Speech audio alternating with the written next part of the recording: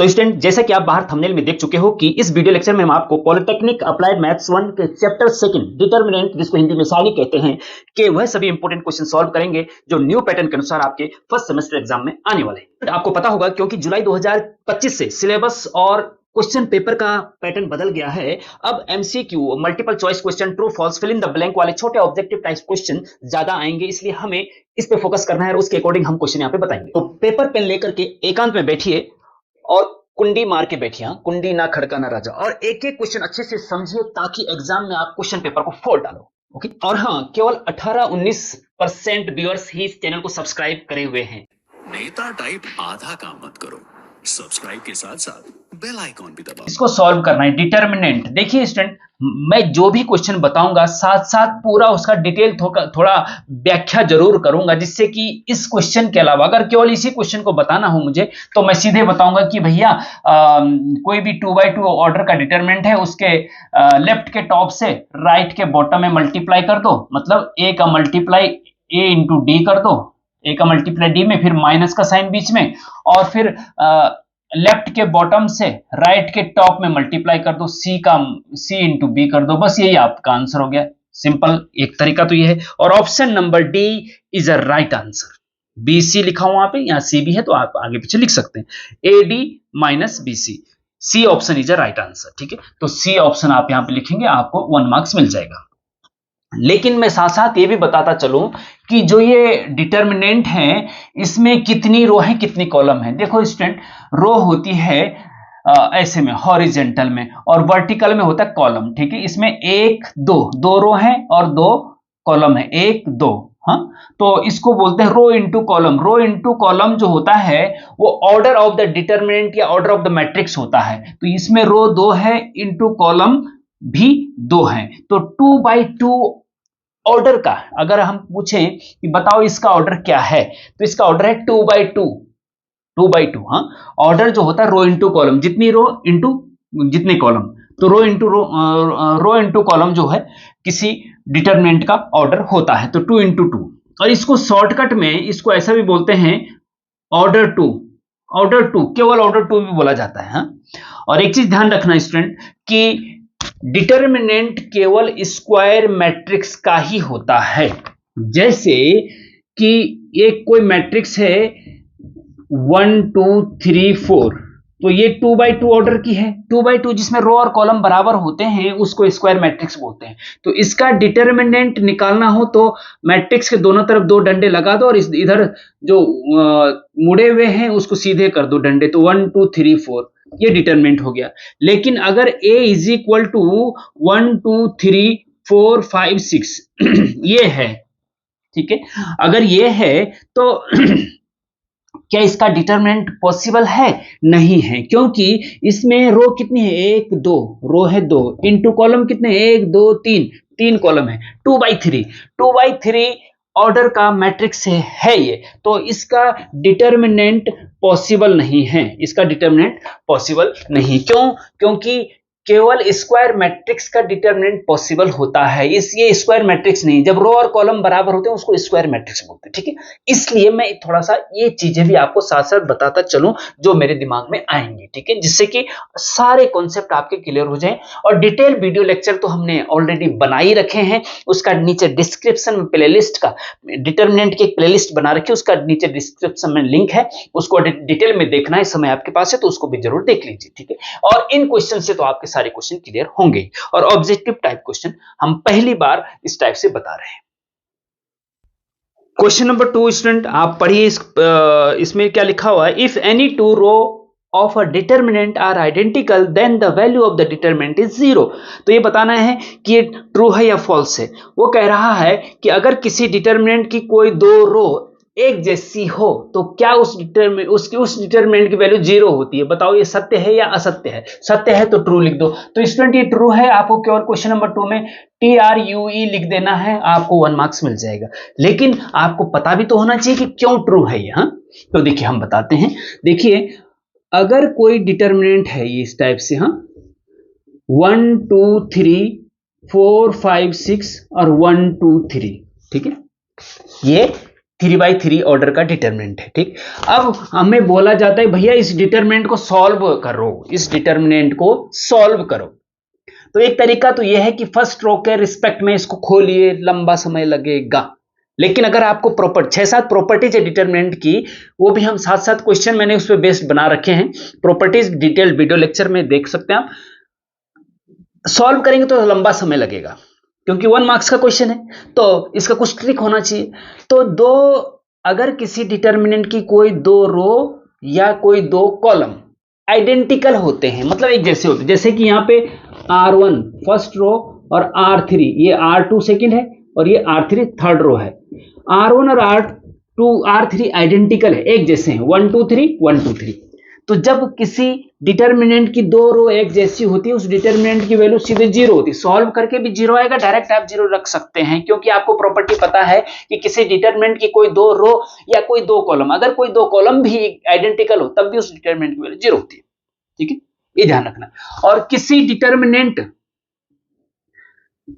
का कोई एक कॉलम या कोई एक रो 0 0 हो, कोई एक रो या कोई एक कॉलम, जैसे इसका एक रो पूरा 0 है, तो जिस डिटरमिनेंट का कोई एक रो या कोई एक कॉलम 0 होता है, उस डिटरमिनेंट की वैल्यू भी 0 होती है।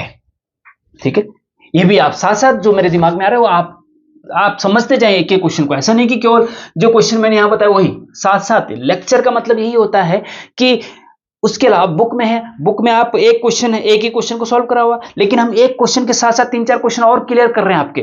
तो यही वीडियो लेक्चर का या लेक्चर का फायदा यही होता है कि आपके एक क्वेश्चन के साथ साथ बहुत सारे क्वेश्चन क्लियर होते जाते हैं और आप एग्जाम के लिए बिल्कुल प्रॉपर तैयार हो जाते हैं।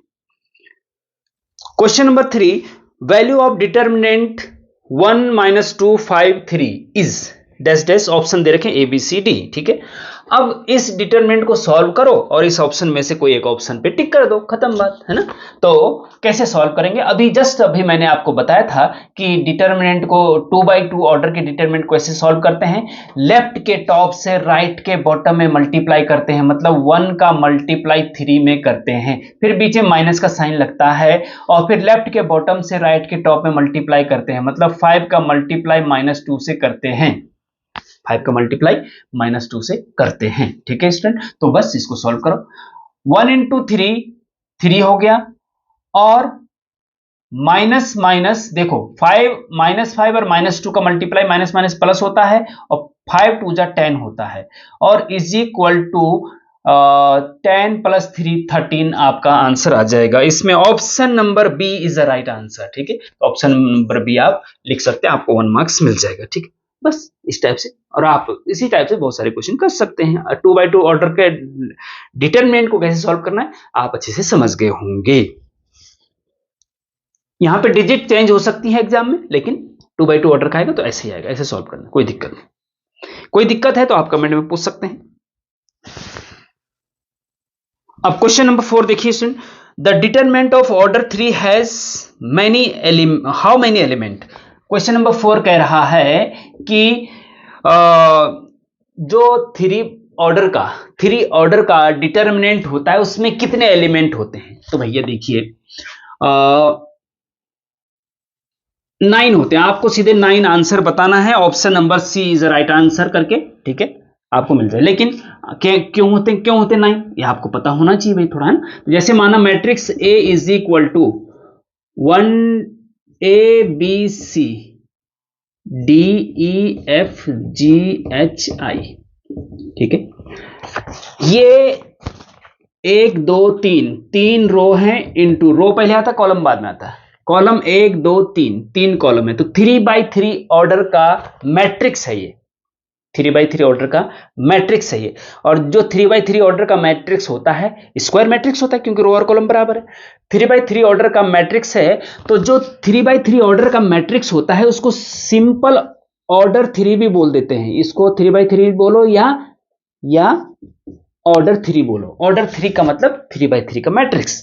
ठीक है। तो यहाँ पे 3 ऑर्डर 3 का मतलब 3x3 का मैट्रिक्स से है, ठीक है। और 3x3 के मैट्रिक्स में एलिमेंट 1 2 3 4 5 6 7 8 9 एलिमेंट होते हैं। और डिटरमिनेंट में बदलेंगे इसको, तो यहाँ 2 डंडे लगा के इसको डिटरमिनेंट बना दो, ABCDEFGHI। तो एलिमेंट तो ही रहेंगे, 3x3 ऑर्डर का मैट्रिक्स हो या डिटरमिनेंट हो, एलिमेंट तो 9 ही रहेंगे। तो 9 इज राइट आंसर हो जाएगा। ओके,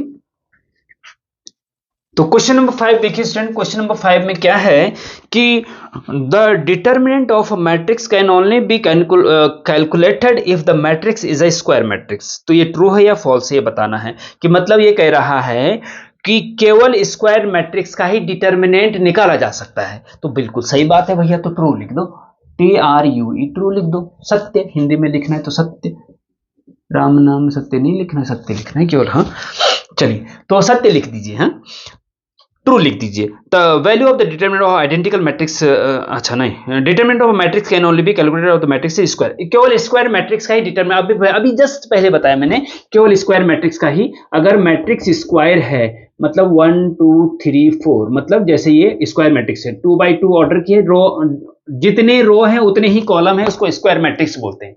3x3 4x4 2x2, हाँ इसी का डिटरमिनेंट निकाला जा सकता है 1 2 3 4।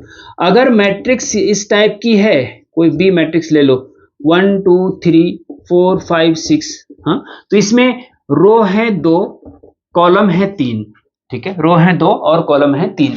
तो अगर इस मैट्रिक्स का डिटरमिनेंट निकालना हो तो 1 2 3 4 5 6, तो इसका डिटरमिनेंट हम नहीं निकाल सकते हैं, इसका डिटरमिनेंट नहीं निकाल सकते हैं, केवल स्क्वायर मैट्रिक्स का डिटरमिनेंट निकलता है। तो इसमें कहा गया है कि the determinant of the matrix can only be calculated if the matrix is square matrix. अगर मैट्रिक्स स्क्वायर मैट्रिक्स है तभी उसका डिटरमिनेंट निकल सकता है, ये सत्य बात है जी। तो सत्य लिख दीजिए, खत्म बात।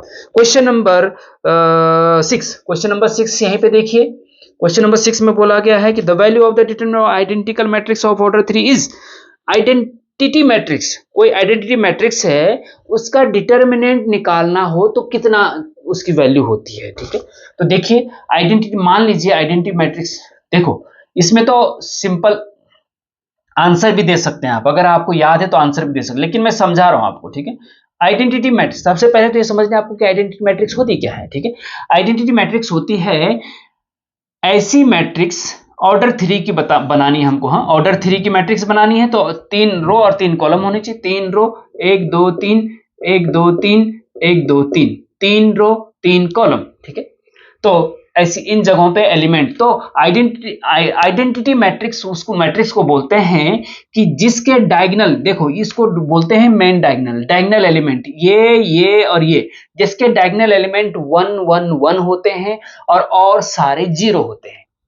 डायगोनल एलिमेंट ये 1 और ये 1, ये 1 1, इसके अलावा सारे 0, ये 0 ये 0 ये 0 ये 0 ये 0 और ये 0, ठीक है। इसको बोलते हैं आइडेंटिटी मैट्रिक्स, ठीक है।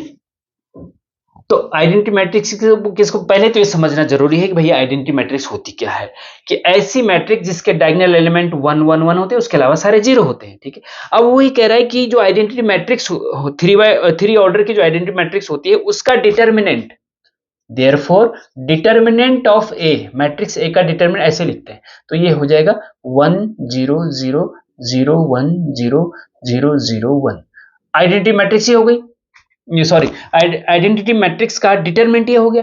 अब इस डिटरमिनेंट को सॉल्व कर, इसकी वैल्यू तो नहीं होती पर्टिकुलर, लेकिन डिटरमिनेंट की एक पर्टिकुलर वैल्यू निकलती है, क्वांटिटी निकलती है, ठीक है। तो फर्स्ट देखिए, फर्स्ट ऑर्डर के फर्स्ट रो के रिस्पेक्ट में खोलिए इसको, हाँ तो कैसे खोलते हैं भैया, सबसे पहले पहला एलिमेंट लेते हैं हम, पहला एलिमेंट लेते हैं और फिर उससे होकर जाने वाले रो कॉलम को छुपा देते हैं, तो बचता क्या है 1 0 0 1, तो 1 0 0 1 लिखते हैं, ठीक है।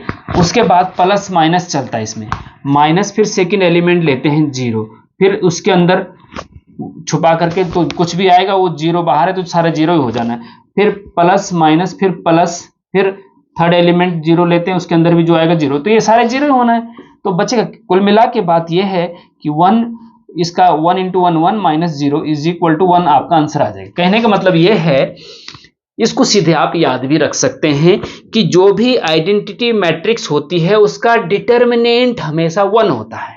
आइडेंटिटी मैट्रिक्स का डिटर्मिनेंट आइडेंटिटी, यूनिटरी मैट्रिक्स भी बोलते हैं इसको, यूनिट मैट्रिक्स भी बोलते हैं। यूनिट मैट्रिक्स का डिटर्मिनेंट यूनिट होता है, मतलब 1 होता है। ठीक है, इस प्रकार से आप याद रख सकते हैं। और option number B is a right answer question number 6 का। Next question number 7 student. Question number 7 क्या है कि the Cramer rule, the solution for variable X is given by, option number A B C D दे रखा है, इसमें से x variable के वैल्यू कैसे निकलती है। तो स्टूडेंट क्रेमर रूल बहुत इंपॉर्टेंट है, आगे हम इसको लॉन्ग क्वेश्चन में भी इसके आने की संभावना बहुत ज्यादा है, तो इसको आप अच्छे से कर लेना जरूर। हाँ, यहाँ पे तो हम केवल इस ऑप्शन का आंसर दे देंगे, सॉरी इस क्वेश्चन का आंसर दे देंगे कौन सा ऑप्शन सही है, लेकिन लॉन्ग क्वेश्चन में हम इसको डिटेल में बताएंगे। क्रेमर रूल को बहुत इंपॉर्टेंट है, हर साल पूछा जाता है, पहले भी सिलेबस में था, हर बार पूछा जाता है और सबसे इजी और स्कोरिंग है। डिटर्मिनेंट और मैट्रिक्स, 2 चैप्टर आपके सिलेबस में ऐसे हैं जो बहुत सबसे इजी हैं और स्कोरिंग है। अगर ये 2 चैप्टर आपने अच्छे से कर लिए, समझ लिए, तो आप पासिंग मार्क्स के बिल्कुल नजदीक पहुंच जाते हैं। ठीक है, तो क्रेमर रूल को हम आगे बताएंगे जरा ध्यान से, और पहले भी ऑलरेडी हम बता चुके हैं, कई वीडियो लेक्चर में आप देख सकते हैं। तो यहां पे हम केवल इतना बताएंगे कि क्रेमर रूल में एक्स की वैल्यू क्या होती है। देखिए स्टूडेंट, 2 इक्वेशन, 2 वेरिएबल वाली 2 इक्वेशन दे रखी हैं, अगर जैसे 2x + 5y = 6, ऐसे ही एक दूसरी इक्वेशन दे रखी है और उनको सॉल्व करना है क्रेमर रूल से। वैसे तो एलिमिनेशन मेथड से भी सॉल्व कर सकते हैं, सब्स्टिट्यूशन मेथड से भी सॉल्व कर सकते हैं, क्रॉस मल्टीप्लिकेशन मेथड से भी सॉल्व कर सकते हैं, जैसे कि आपने 9th 10th में पढ़ा होगा। लेकिन यहाँ पे लिखा हुआ क्रेमर रूल से सॉल्व करिए, और क्रेमर रूल से सॉल्व करिए तो फिर क्रेमर रूल से ही करना पड़ेगा भैया। और क्रेमर रूल से जो है और ज्यादा इजी है बजाय एलिमिनेशन और सब्स्टिट्यूशन मेथड के। ठीक है, क्रेमर साहब ने इसीलिए इस रूल को दिया कि अगर 4 वेरिएबल वाली 4 इक्वेशन भी है तब भी आसानी से सॉल्व, 5 वेरिएबल वाली 5 इक्वेशन तब भी आसानी से सॉल्व कर सके। तो देखिए, x निकालना हो तो x होता है del x upon del, y निकालना हो तो ये होता है डेल y अपॉन डेल। ध्यान रखना, डेल नीचे आता है और x y z वाले ऊपर आते हैं। अगर 3 इक्वेशन, 3 वेरिएबल वाली 3 इक्वेशन है तो z भी निकालना पड़ेगा, डेल z अपॉन डेल। ध्यान रखना, डेल नीचे आएगा। ठीक है, डेल नीचे आएगा, और डेल जो है 0 नहीं होना चाहिए, क्योंकि अपॉन में 0 होता है तो अनडिफाइंड हो जाता है, x निकाल नहीं सकते फिर, है ना, अनडिफाइंड हो जाता है। तो x = del x upon del, y = del upon y, del y upon del, z = del z upon del. यहाँ पे x की वैल्यू के लिए पूछा गया तो del x upon del. Option number C is a right answer, option number C is a right answer, del x upon del answer. ठीक है, अब एक चीज और इसमें कि कहीं कहीं पे डेल की जगह पे x = dx अपॉन d भी होता है, तो इसमें घबराना नहीं, d मतलब डेल और dx मतलब डेल x। ठीक है, कहीं कहीं पे dxy की जगह d1 d2 भी लिखते हैं, जैसे कि हम पहले कर चुके हैं, x = d1 upon d, d1 upon d, x = d1 upon d भी लिखते हैं, d1 भी लिखते हैं, dx भी लिखते हैं, डेल x भी लिखते हैं। तो मेन आप इसको याद रखिए, और तो आप साथ साथ समझ जाएंगे कि भाई कैसा है। बाय द वे, इसकी जगह पे इस टाइप का आएगा तो आप समझ जाएंगे भाई इसको, ये ऑप्शन सही है। ठीक है, can be express along any row और कॉलम, कोई भी डिटर्मिनेंट ऑर्डर 3 का अगर है तो उसको एक्सपेंड करना है तो किसी भी रो के रिस्पेक्ट में, किसी भी कॉलम के रिस्पेक्ट में एक्सपेंड कर सकते हैं। फर्स्ट रो या सेकंड रो या थर्ड रो, या फिर फर्स्ट कॉलम या सेकंड कॉलम या थर्ड कॉलम, किसी भी रो या कॉलम के रिस्पेक्ट में एक्सपेंड कर सकते हैं। ये ट्रू है, ये ट्रू है, तो T is a right answer. ठीक है स्टूडेंट, क्वेश्चन नंबर 9 देखिए student, the determinant of this is equal to dash dash dash. इस डिटरमिनेंट की वैल्यू निकालनी है और ऑप्शन दे रखे हैं ए बी सी डी 0 1 3 6। तो इसको देखिए, अभी इससे ठीक पहले वाला क्वेश्चन था कि आप किसी भी रो या किसी भी कॉलम के रिस्पेक्ट में डिटरमिनेंट को एक्सपेंड कर सकते हैं। एक्सपेंड का मतलब क्या होता है, हम अक्सर R1 के रिस्पेक्ट में एक्सपेंड करते हैं, ये वाली, हाँ, हम R1 के रिस्पेक्ट में अक्सर एक्सपेंड करते हैं। और हमें कोशिश भी करनी चाहिए कि जिस रो या कॉलम में जीरोस ज्यादा है उसके रिस्पेक्ट में सॉल्व करें, क्योंकि कैलकुलेशन कम हो जाती है। तो यहाँ पे तो हर इसमें है, यहाँ कोई दिक्कत नहीं। तो फर्स्ट रो के रिस्पेक्ट में इसको अगर हम सॉल्व करें तो क्या होगा, देखिए फर्स्ट रो के रिस्पेक्ट में सॉल्व करेंगे तो पहले आएगा 1, हाँ, फर्स्ट रो का फर्स्ट एलिमेंट आएगा, फिर उससे होकर जाने वाले रो कॉलम को छुपा दीजिए, इससे होकर जाने वाले रो और इस कॉलम को छुपा दीजिए, बचा क्या 2003, उसको डिटरमिनेंट के अंदर रख देंगे, तो ये 2/2 के डिटरमिनेंट चेंज हो गया, ठीक है। फिर उसके बाद प्लस माइनस होता है, प्लस माइनस प्लस चलता है इसमें, ठीक है। फिर आता है सेकंड एलिमेंट है 0, फिर इससे होकर जाने वाले रो कॉलम को छुपा देंगे, लेकिन यहां पे हमें लिखने की जरूरत नहीं है, क्योंकि जब बाहर 0 होता है तो अंदर कुछ भी वो सारा 0 ही हो जाना है, ठीक है। फिर प्लस माइनस, फिर प्लस, फिर थर्ड एलिमेंट, फर्स्ट रो का थर्ड एलिमेंट, फिर उससे ऊपर जाने वाले रो कॉलम छुपा दे, इसके अंदर इनको रखेंगे, तो इनको कुछ भी रखो, ये बाहर 0 तो पूरा 0 हो जाना है, ठीक है। इसलिए हम आगे उसको नहीं लिख रहे हैं, क्योंकि भाई इसीलिए ये क्वेश्चन 1 मार्क्स का है ना, तो जल्दी सॉल्व करना है, तो ये लिखने की जरूरत ही नहीं, हम केवल समझाने के लिए इसको लिख रहे हैं। अब 1 लिखो, ये वाला 1। फिर 2/2 का ऑर्डर के डिटरमिनेंट को कैसे सॉल्व करते हैं हम पहले बता चुके हैं, लेफ्ट के टॉप से राइट के बॉटम में मल्टीप्लाई, तो 2 × 3 6 माइनस लेफ्ट के बॉटम से राइट के टॉप में मल्टीप्लाई, 0 × 0 0, ठीक है। तो 6 - 0 0 0 × 6, तो आंसर 6 आ जाएगा। Option number D is a right answer, ठीक है। तो डी ऑप्शन आप लिख सकते हैं, D 6 ऐसे करके लिख सकते हैं, या डी लिख सकते हैं सीधे सीधे, ठीक है। तो इस प्रकार से स्टूडेंट इसको सॉल्व कर सकते हैं 3/3 के। तो क्वेश्चन नंबर 10 देखिए स्टूडेंट, वैल्यू ऑफ डिटरमिनेंट के अंदर sine theta cos theta minus cos theta sine theta is, option number A B C दे रखे, डी दे रखा है, तो कौन सा ऑप्शन सही है। अब देखिए 2/2 ऑर्डर का है, 2 रो है 2 कॉलम है, तो कैसे सॉल्व करते हैं कि लेफ्ट के टॉप से राइट के बॉटम में मल्टीप्लाई, साइन थीटा का साइन थीटा में मल्टीप्लाई करेंगे तो क्या आ जाएगा, साइन स्क्वायर थीटा आ जाएगा, ठीक है। फिर बीच में माइनस का साइन आता है जी, आता है ना। फिर लेफ्ट के बॉटम से राइट के टॉप में मल्टीप्लाई, माइनस कॉस थीटा का कॉस थीटा में मल्टीप्लाई करेंगे तो माइनस कॉस स्क्वायर थीटा हो जाएगा, और माइनस कॉस स्क्वायर थीटा यहां लिखेंगे तो माइनस ऑलरेडी है, minus minus plus cos square theta हो जाएगा। और आपको पता है student, sine square theta plus cos square theta is equal to 1 होता है, ट्रिग्नोमेट्री में आप पढ़ चुके। तो option number C is the right answer, C option is the right answer, ठीक है। ओके, क्वेश्चन नंबर 11 देखिए स्टूडेंट, यहीं पे करते हैं। आपके पास दे रखा है 3x 7 2 4 इज इक्वल टू 10 दे रखा है, ठीक है। आपको x की वैल्यू निकालनी है, क्या निकालना है, x की वैल्यू निकालनी। देखिए एम्प्लाइज आगे यहीं पे करते हैं, देखो 2/2 ऑर्डर का डिटरमिनेंट है, इसको सॉल्व करना है, तो लेफ्ट के टॉप से राइट के बॉटम में मल्टीप्लाई, 3x का, चलो समझा के करता हूं मैं, 3x का मल्टीप्लाई 4 में, फिर माइनस का साइन बीच में, लेफ्ट के बॉटम से राइट के टॉप में मल्टीप्लाई, मतलब 2 का मल्टीप्लाई 7 में करेंगे, और इज इक्वल टू 10 तो है ही आपका, ठीक है। एम्प्लाइज 3x × 4, 4 3 जा 12x हो जाएगा, माइनस 7 2 जा 14 इज इक्वल टू 10, और यहां से 12x is equal to minus 14 उधर जाएगा तो 10 के साथ प्लस 14 हो जाएगा, और ये 24 हो जाएगा, ठीक है। तो x इज इक्वल टू हो जाएगा 24/12 is equal to 2 is the right answer. x की वैल्यू 2 आई है, तो option number B is a right answer, ठीक है स्टूडेंट। तो इस प्रकार से इसको आप कर सकते हैं। तो एक एक क्वेश्चन को ध्यान से समझना, हाँ, और डिटरमिनेंट और मैट्रिक्स बहुत इजी टॉपिक हैं, इनको अगर आप अच्छे से समझेंगे, प्रैक्टिस करेंगे तो आसानी से पास भी हो जाएंगे। झुमके झुमके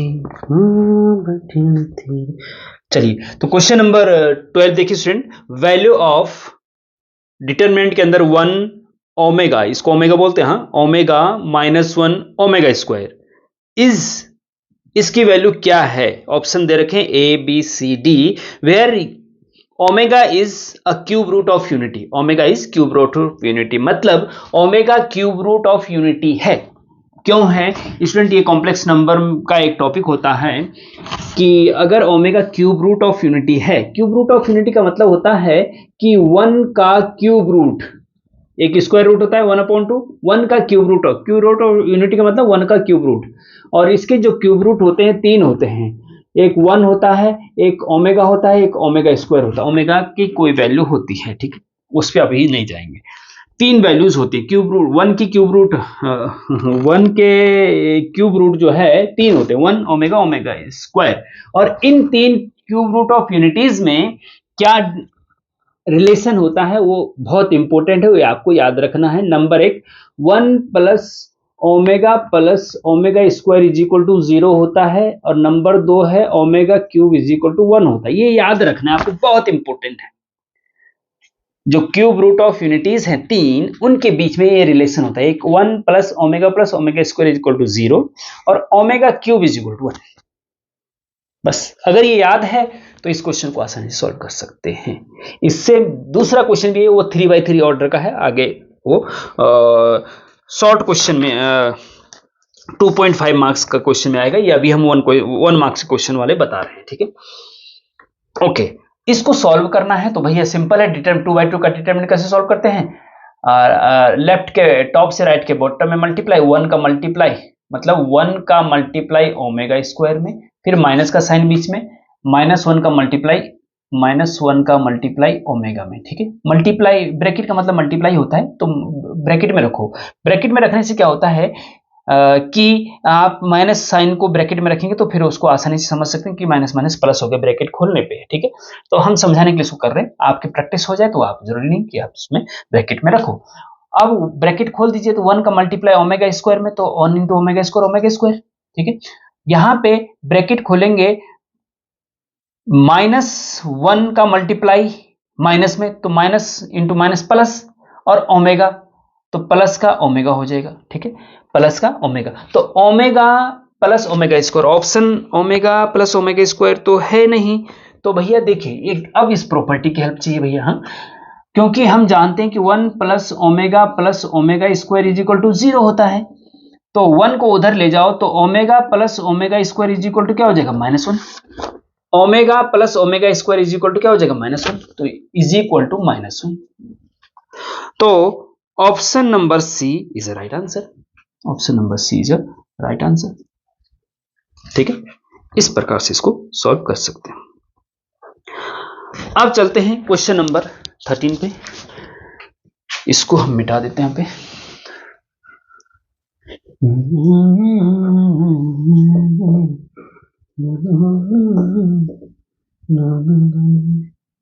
ठीक है, तो